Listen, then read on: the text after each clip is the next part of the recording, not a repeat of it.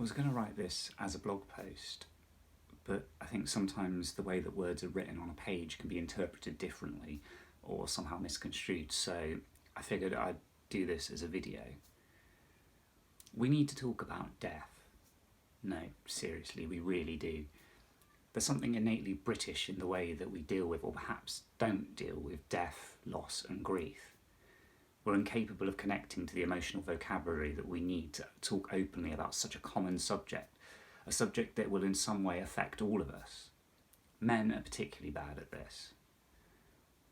On April the 14th this year, my dad passed away after a 6.5-year battle with COPD, which is chronic lung disease. Just after Christmas 6 years ago, he was rushed into the intensive care unit at Bath's Royal United Hospital.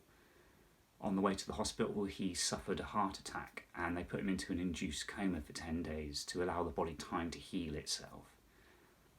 While he was in the coma, we were taken into a little side room and a consultant came in to speak to us, asking us if Dad was quite an active person, asking whether they should continue to fight or switch the machine off that was keeping him alive. The enormity of this discussion and the decision that we were asked to make only really hit us in the days that followed. He did eventually fight back. The hospital gave him a year to live if he was lucky.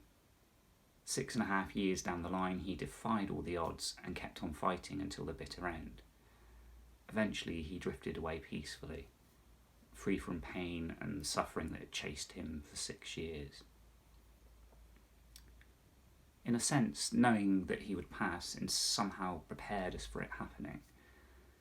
Most people have no sense of their or others' mortality until it's forced upon them, and we're never taught how to deal with it, which I always find odd, because there are two certainties in life.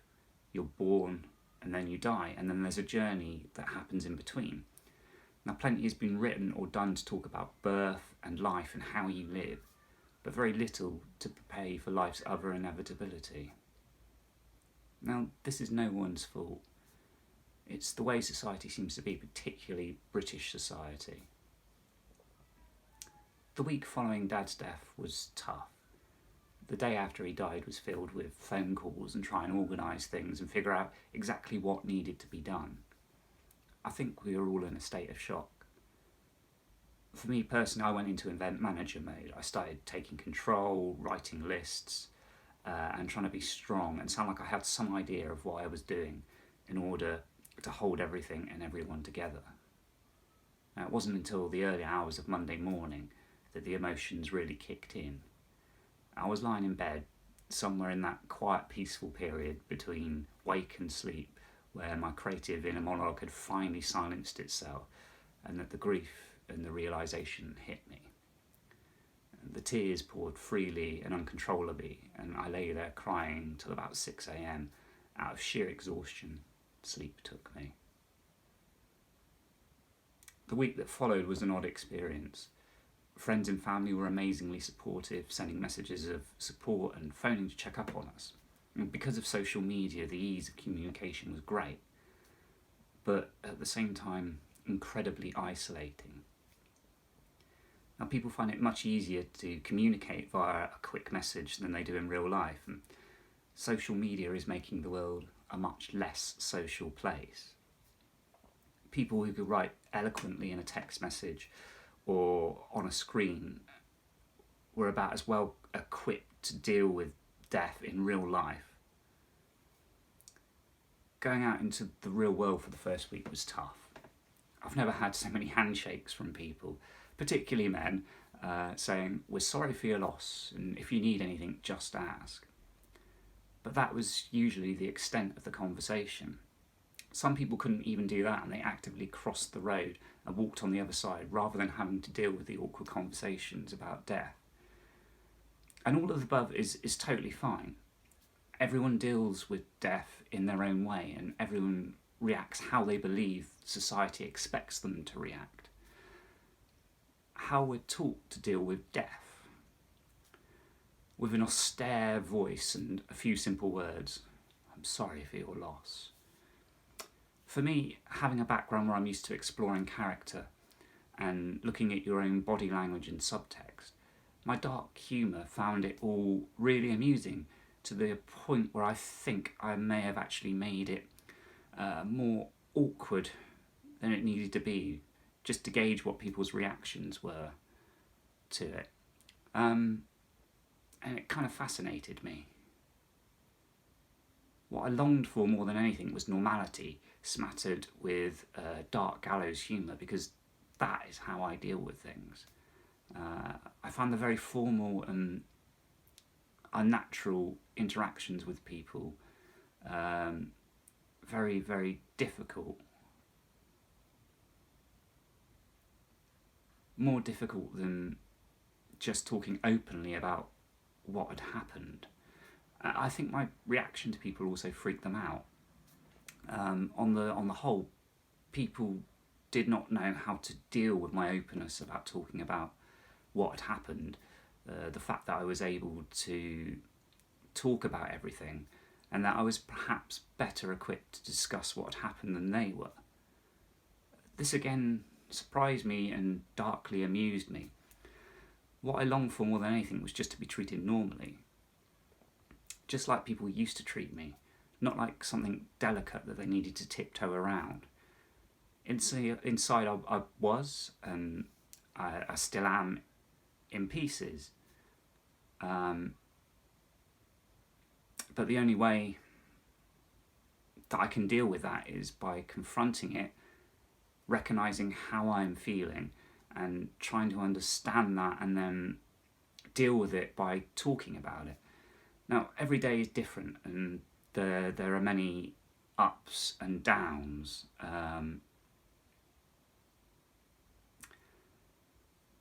Peaks and troughs. And then there's kind of little things that set you off and send you into an emotional spiral. We were out shopping for birthday cards the other day, and we were walking around, and we got to the section that was labelled Dad. And I was hit with a massive wave of anxiety and emotion, and I had to walk to the other side of the shop and take a few deep breaths just to sort of calm myself down. It's all the little things, it's the small pieces that make a person real and whole. Now, in our society, it can be difficult to be a man that understands and can talk about or express our emotions. Certainly it's not something that men find very easy to do, for fear of being branded less of a man or weak because of it. From a young age, we're taught that we need to be strong, to fight, to play sports, to objectify women. And if we do not fit into the predefined boxes that society have made for us, then we risk the fear of being cast out as an outsider. Now, I find it very hard to associate with manly men. I just don't have anything in common with them. And because of that, there have been times when I've been branded a pussy, or the most common one, you must be gay or some sort of pufter. It's just a bit of harmless banter, innit? Well, no lads, sorry, it's not. Life is much more rewarding when you're allowed to not only fully express yourself, but also to understand how to deal with your emotions and those of others. Now, you probably have heard the phrase toxic masculinity. It's the new buzzword for describing this phenomena. Something has to change, and it has to be embedded in young people, especially boys, from an early age. Men need to be taught how to engage with their emotions, and not only how to understand themselves better, but also how they fit in with the world around them, and how they interact with others and their emotions. Currently, we're seeing a rise of hatred, a rise in the number of male suicides, of young men facing mental health issues, and I'm certain all of this is linked to our inability to express our emotions, to connect with humans on a totally different emotional level. This is fueled by us being less connected on social media, but at the same time being less connected with the real world. Our true emotions cannot be adequately displayed in a number of emojis or in a series of ranting posts on social media.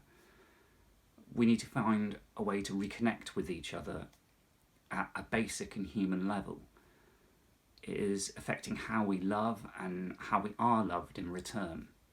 In the internet age of swiping right to find the next date, we're worrying less about deeply connecting with other people and more about superficial things such as looks, or who can do the best pose, or who can get the most post likes. Sometimes all we need to do is spend actual quality time listening to each other, really listening, absorbing the words and emotions of another person, holding each other in a meaningful hug or embrace, and just baring our soul to the world. And there is nothing more beautiful or amazing or perhaps terrifying, but it's incredibly liberating and free. Men are not allowed to hug. We do this awkward handshake and back pat thing. It's bloody awkward and it's odd. Drop your barriers. Hug. It doesn't make you any less of a man. If anything, it makes you more of a man than you'll ever know. Hugging is therapeutic. A good hug is nurturing. It helps to build trust. It boosts oxytocin levels, which heals feelings of loneliness and isolation. Hugging for longer periods of time lifts serotonin levels, which increase the feeling of happiness and joy. It helps to build trust, and it allows you to connect with people in a deeper and more intimate way. Hugs are good. Don't be scared of them. Embrace them tightly. For me, my involvement in theatre and the arts, and to some certain extent activism, has helped me. I'm probably far more honest than is comfortable for most people. My mind works and processes the world in a very different way, and I'm not scared to express that, as weird as it may be for others at some times. I enjoy the awkwardness and the weirdness, even if they don't. I've recently joined the Natural Theatre Company's adult theatre group, and Andy Burden, who runs it, has inspired me for a long time. But one of the things I found most interesting is the way in which my brain engages with all of the activities that we perform. Now, I don't know if it's the same with all creative people, or if their minds work in the same way. But when we're doing an exercise and Andy says, imagine there's a tree there, I can really see the tree. And in my mind, the tree becomes real. I can see it vividly, so vividly that if I reach out, I think I might be able to touch it. I was sat watching Finding Neverland the other afternoon, and I was struck by the beautifully directed scenes, which showed how J.M. Barrie saw the world, how in one moment he could see something in real life, and then his imagination would just take over and the story would unfold around him, and everything would just spring to life. And it struck me that that's how I see the world. That's how I'm able to imagine or envisage so many crazy projects and make them a reality. Because I dare to dream. I don't let how I'm supposed to be restrict the potential of how I can be.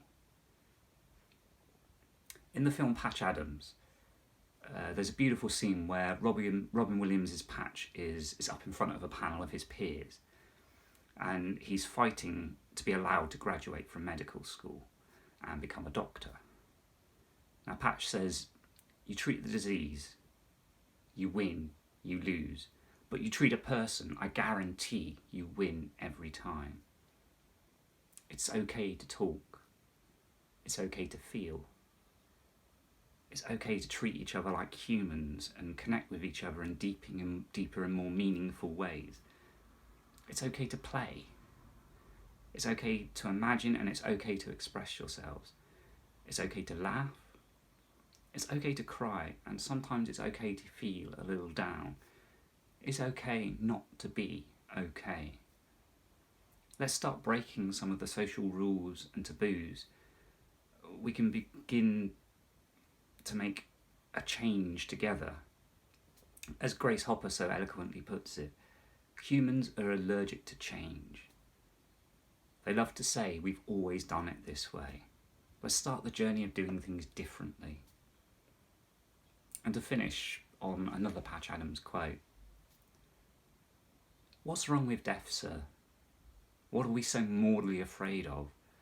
Why can't we treat death with a certain amount of humanity and dignity and decency and, God forbid, maybe even humour? Death is not the enemy, gentlemen. If we're going to fight a disease, let's fight one of the most terrible diseases of all time, indifference." I hope you found some of what I've had to say interesting. If you're affected by any of the issues that I've talked about, then please do reach out and talk to someone. Help is available, and I'll put a few contact numbers in the description below and in the accompanying blog post. If you have any questions or comments, then as always, please do come back to me.